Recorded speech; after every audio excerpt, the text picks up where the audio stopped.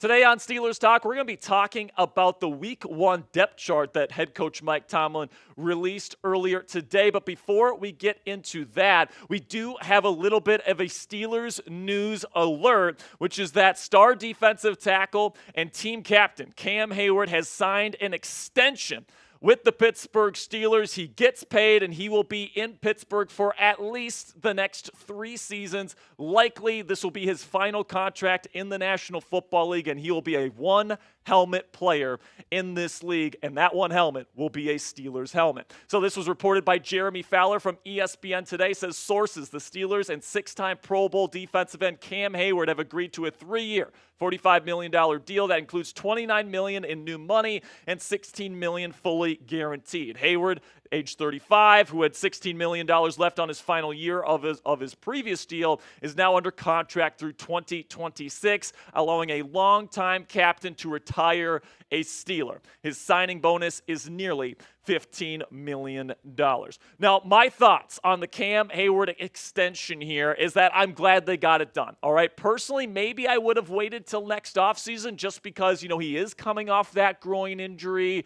You do have Keanu Benton and Larry Ogunjobi in-house right now. There's certainly a scenario where Cam Heyward, isn't the same player coming off that groin injury. He had groin surgery this offseason. So I certainly understand the argument for potentially waiting on a Cam Heyward extension. But listen, man, he is the heart and soul of this locker room. And honestly, for the number that you're getting him, right, it's like $14.5 million over the next 2 years after this season. It's a really, really good deal for the Pittsburgh Steelers. And yes, they still spend too much money on defense. And yes, they're going to be paying an aging defensive tackle over $14 million over the next 2 seasons, per year over the next 2 seasons, I should say. But at the end of the day, man, this is somebody that is the leader in your locker room, the voice in your locker room. He really does a great job at exemplifying the standard is the standard in that group of men. And I definitely think that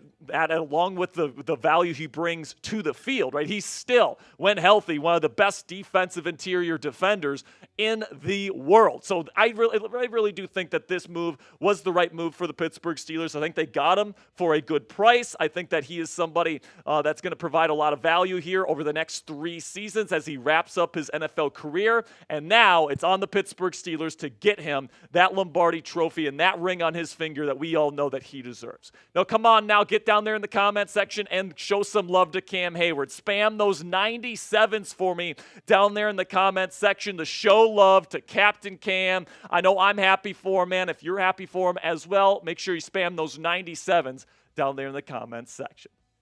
So today, let's get into the depth chart for Week 1 for the Pittsburgh Steelers, released by head coach Mike Tomlin. It is the first depth chart that we are getting here for the regular season. Definitely some interesting things to talk about with this depth chart today. We get to the quarterbacks. Nothing new to discuss. Russell Wilson was already announced as the Steelers' starting quarterback. He will be under center when the team lines up against Atlanta on Sunday. Then in the running back room, something that's a little bit interesting here is that Najee Harris is listed above Jaylen Warren on the depth chart. Now, that's not a huge surprise. The team has definitely listed the running backs in this way for a while, but some people might have thought that Jaylen might leapfrog Najee to start the year, but Najee does appear to remain the number 1 option for the Pittsburgh Steelers heading into Week 1. It doesn't mean this won't be a committee. It absolutely will be. I do expect things to be relatively close to 50-50 in terms of touches this year. Najee's going to be the bruising back on early downs, goal line work, short yardage, and then Jaylen Warren is going to be the guy that comes in to provide the spark, the electricity, the big splash plays. Hopefully the Steelers can get this duo to be everything that they have the potential to be heading into the 2024 season. But let me know down there in the comments section, between these two backs, who's the better player? Let me know down there in the comments section by typing NH for Najee Harris or JW for Jaylen Warren. This will be the pinned comment on today's show. So YouTube's going to throw you an ad break here in just a couple of seconds. And when that happens, take advantage of that time by answering today's pinned question. Then we get to the wide receivers here. George Pickens is listed as the number 1. Of course, Van Jefferson is still listed as the number 2. Calvin Austin III, I should say, is listed above Roman Wilson and Scotty Miller as the number 3 receiver. So not many surprises there based on what we saw from the earlier depth charts. Then we get to the tight end room. Same thing. Pat Freiermuth obviously still number 1. Darnell Washington will be the number 2. But honestly, guys, with as much as 12 and 13 personnel as Arthur Smith is going to want to use, I would expect usage out of all 4 of these tight ends at some point, especially with Hayward doubling as a fullback. Then we get to the offensive line here. Isaac Seumalo is still listed as the starting left guard, but he was deemed out by head coach Mike Tomlin today. And Tomlin also confirmed here that Spencer Anderson's going to be the next guy in line. And then another note here is that the starting tackle duo on the depth chart, Dan Moore Jr. at left tackle with Broderick Jones at right tackle. However, Mike Tomlin did leave the door open for Troy Fautano to slip in here and potentially move Broderick over to the left, start Fautano on the right. Troy has been working his way back from an injury during training camp, and he's been a limited participant this week in practice. If he's going to be able to play this week, I don't know, but if I'd have to guess right now, I do not think he is going to be in the lineup. And then when it comes to Spencer Anderson, it does seem like the Steelers feel like he's ready to could kind of be the next man up with Isaac Seumalo out for about a month with that pectoral injury. I did speculate maybe you go out and you put in Mason McCormick instead of Spencer Anderson, but Mike Tomlin feels like this is somebody that's ready to go. Now, you look at his Pro Football Focus grades from the preseason, just a 64.3 overall grade. That's not a fantastic grade. Remember, it's out of 100, so that's kind of average. Run block grade is at a 61.1, and then pass block grade was at a 66.7. But you take a look here between the two stats comparing Spencer Anderson with Mason McCormick. And, I do think McCormick did a little bit better in pass protection than Anderson did in the preseason. And, I'm definitely shaky about where I stand with Spencer Anderson coming into this week as the starting left guard. He's still very unproven. It does seem like this coaching staff has a relatively high level of comfortability with him in the starting lineup, but until I see him play and really prove that in a regular season game, I'm going to be fairly uncomfortable heading into this week's matchup against Atlanta.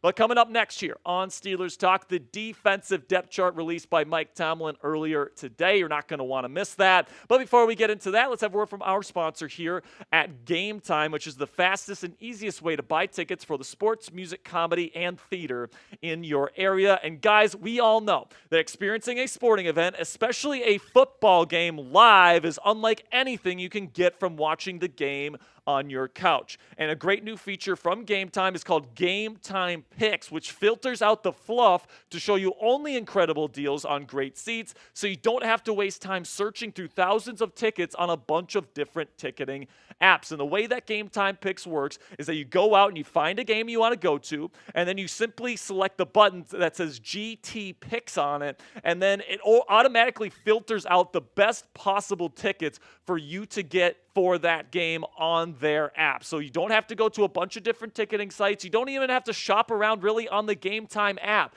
They find the best tickets at the best value for you, so you can get tickets extremely quickly at the lowest price guarantee.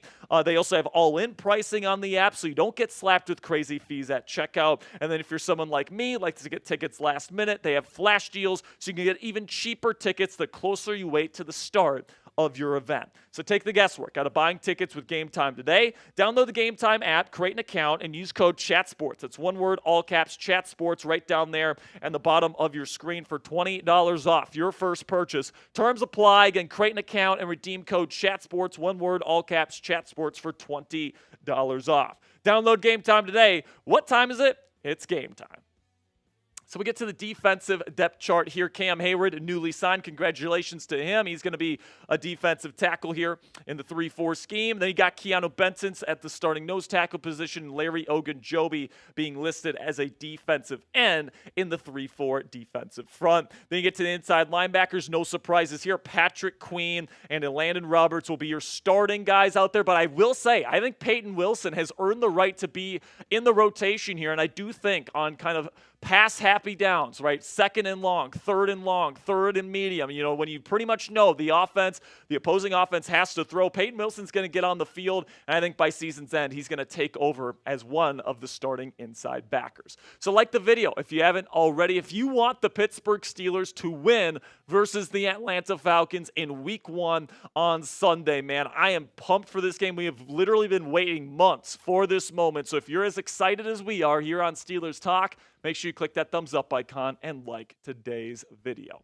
Get to the safeties here. Minka and Deshaun will be the starting safety duo, but Damontae KZ will come in when this team goes to their 3-safety package. And with Cam Sutton out with a suspension, I think that we might see that 3-safety package quite frequently. So watch out for Minka, Elliott, and Damontae KZ to all get on the field at the same time. Then you get to the cornerback depth chart here. Joey Porter Jr. and Dante Jackson, of course, will be your starting duo on the outside, but then Beanie Bishop Jr. was listed as the starting nickelback. Now, after they released Thomas Graham, and of course Cam Sutton is suspended for the first 8 weeks, of course we kind of expected that, but they didn't go out on waiver wire and get somebody else. They didn't go out in free agency and get somebody else. This team seems to believe in Beanie Bishop Jr.'s ability to be this team's nickel cornerback here while we wait for Cam Sutton to return from his suspension. And now the question seems to become,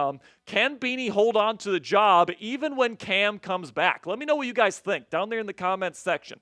Once we get to week 10 and Cam Sutton becomes eligible to play for this football team, who's going to be the starting nickelbacker? Let me know down there in the comments section. Will it still be Beanie Bishop Jr.? Will he earn the job long-term, type BB? Or do you think Cam Sutton will come in and play right away, type CS, if you think Cam gets the job?